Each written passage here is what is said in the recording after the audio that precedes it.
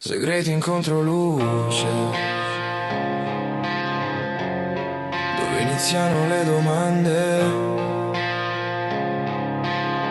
A volte è lì che si trovano le soluzioni.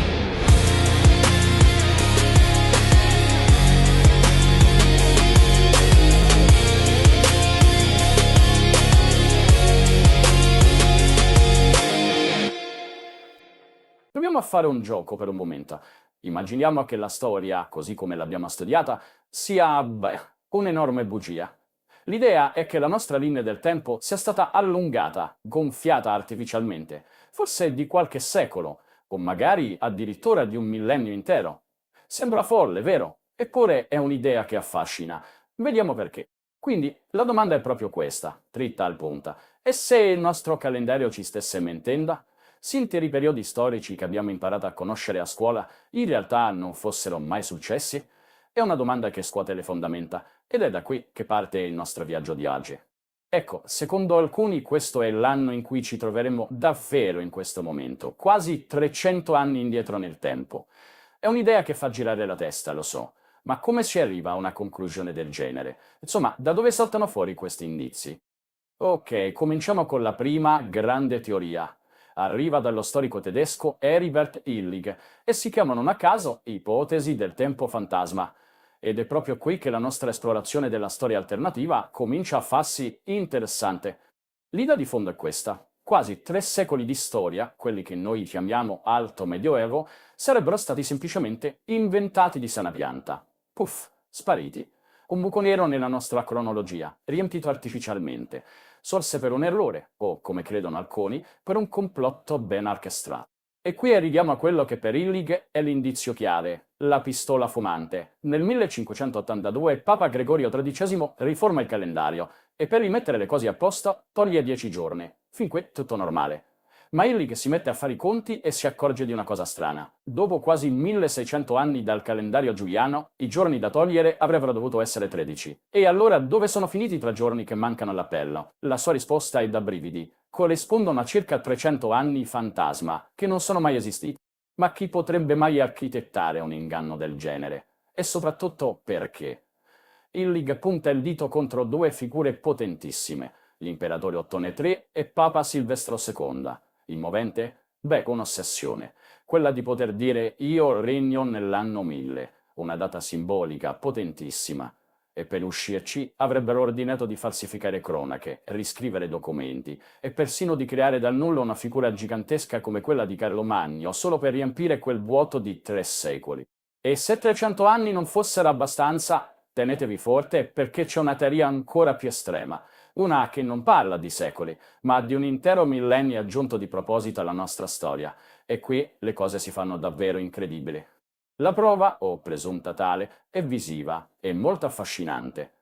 I sostenitori di questa teoria ci fanno notare che su monete, mappe e documenti antichi l'anno spesso non inizia con un 1, ma con una lettera, una J oppure una I un po' allungata.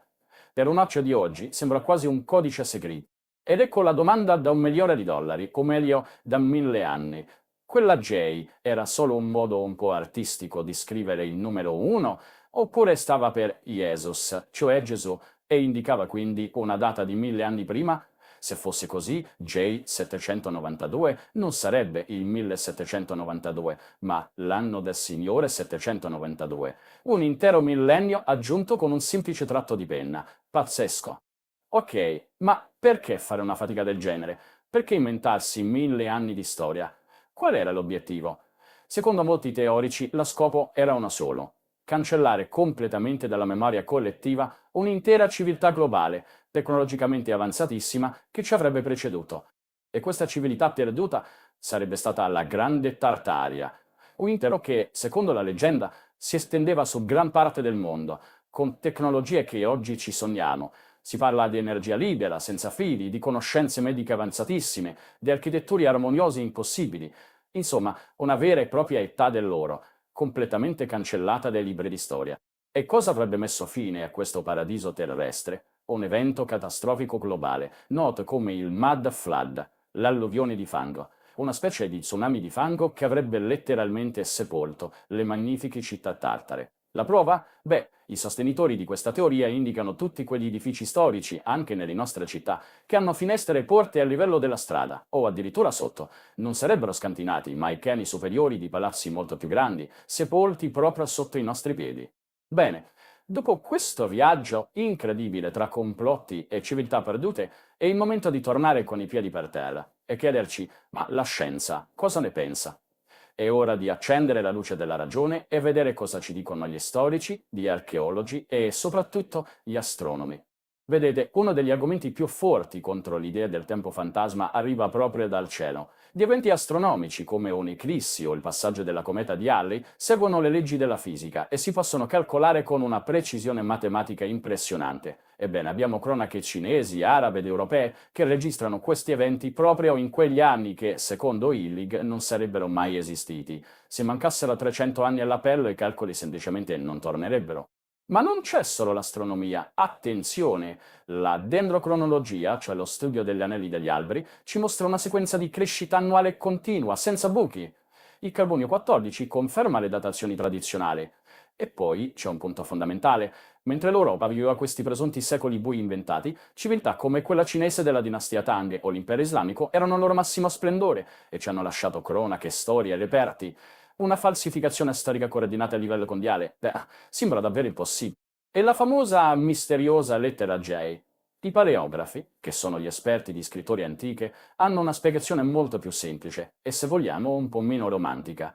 Con l'invenzione della stampa c'era il problema di confondere il numero 1 con la lettera I minuscola o la L minuscola. Allora, per evitare errori, i tipografi hanno preso l'abitudine di allungare un po' il numero 1 e di curvarlo alla base facendolo assomigliare alla nostra J. Tutto qui. Nessun codice segreto, solo una soluzione pratica a un problema tecnico. Anche per il Mud Flood c'è una spiegazione molto più logica e meno catastrofica. Le città non sono statiche, crescono, si evolvono. Nel corso dei secoli il livello delle strade si alza. È un processo naturale. Si aggiungono strade di pavimentazione, si interrano tubature e fognature, si ricostruisce e così, lentamente, quello che una volta era il piano terra di un palazzo, oggi si ritrova a essere un seminterrato. Nessun cataclisma, solo il lento e documentatissimo processo di crescita urbana. E così siamo quasi alla fine del nostro viaggio. Dopo aver esplorato queste teorie così affascinanti e le risposte della scienza, rimane una domanda fondamentale. Perché? Perché queste narrazioni alternative hanno così tanto successo? Cosa ci spinge a mettere in discussione la storia che tutti conosciamo? Forse una parte della risposta si nasconde in questo vecchio adagio. Sappiamo tutti che la storia non è una scienza esatta. Le cronache che ci sono arrivate sono spesso incomplete, di parte, filtrate attraverso gli occhi di chi ha vinto. E questa consapevolezza, crea delle crepe. Crepe in cui le teorie alternative possono mettere radici e crescere. Quindi il punto forse non è tanto stabilire chi ha ragione e chi ha torto in modo assoluto. Certo, le prove scientifiche sono schiaccianti contro queste teorie, ma la loro forza sta nel fatto che ci spingono a non dare mai nulla per scontato. Ci ricordano che è sano mettere in discussione le narrazioni ufficiali, che è importante rimanere curiosi e guardare il mondo con occhio critico. E questo ci porta all'ultima domanda, quella che voglio lasciare sospesa nell'aria. La storia è un libro già scritto una volta per tutte, oppure è più simile a un puzzle enorme, a cui mancano ancora di pezzi? Forse, alla fine, il bello non è avere tutte le risposte, ma continuare a fare le domande giuste. Segreti in controluce, dove iniziano le domande. A volte è lì che si trovano le soluzioni.